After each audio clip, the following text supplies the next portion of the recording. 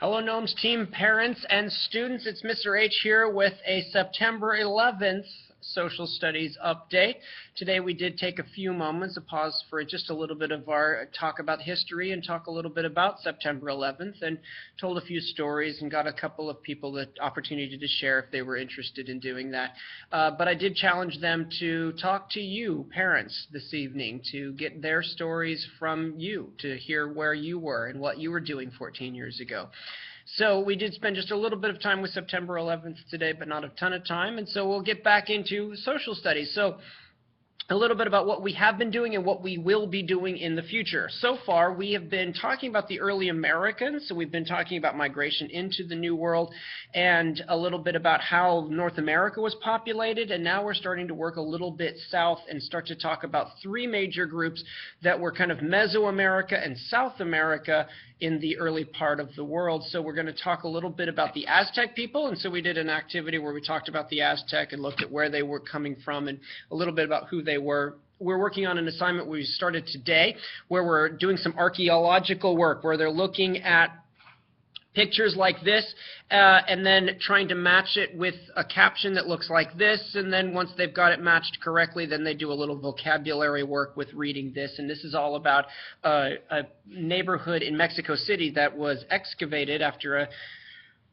apartment building was started, and they found some Aztec things underneath it, as you will find in Mexico City, as the capital city of the Aztec Empire. Tenochtitlan is now underneath Mexico City. So they're working on that today. This is the vocabulary sheet that they were working on. They'll finish that off on Monday.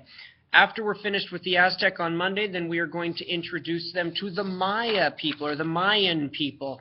And we're going to do a little bit of introduction there, talk a little bit about those people that lived on the Yucatan Peninsula, Guatemala, Belize area. We're going to do a reading that looks like this. Look at that cool thing. We're going to do a reading that looks like that next week.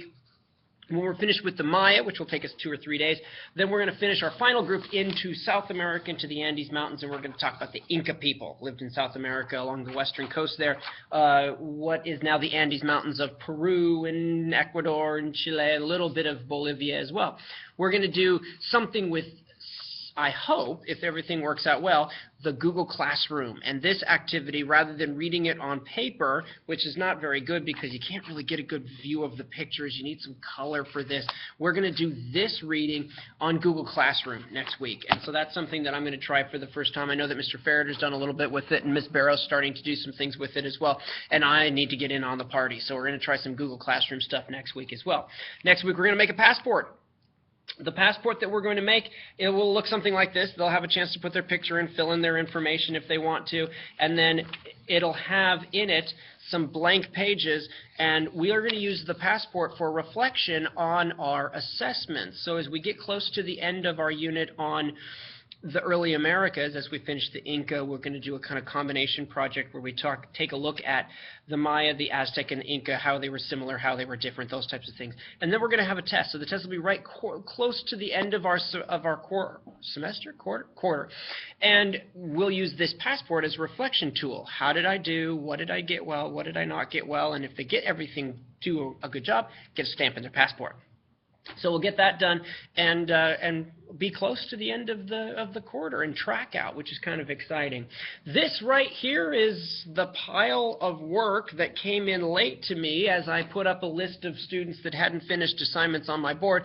And so you might want to double check Power Schools or talk to your parent or to your child, excuse me, about if they have everything turned in. There were a couple kids that had it, they just hadn't turned it in, or they hadn't finished it, and they do now, but I'm starting to get those grades into the grade book. You might want to take a look and see if your student is up to snuff.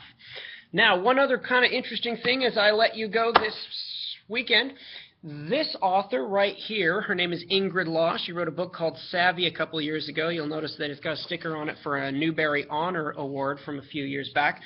And then wrote a sequel to it called Scumble, has a third book out. She will be at Quail Ridge Books this evening in Raleigh. If you're interested, if your student liked this book, want to meet an author, head on down to Quail Ridge Books on Wade Avenue, and you'll get a chance to meet her and talk about her new book, which is called Switch. Might be kind of a fun Friday night thing to do. So if you have any questions or comments or concerns, please let me know. If not, have a lovely weekend, and I will talk to you next week.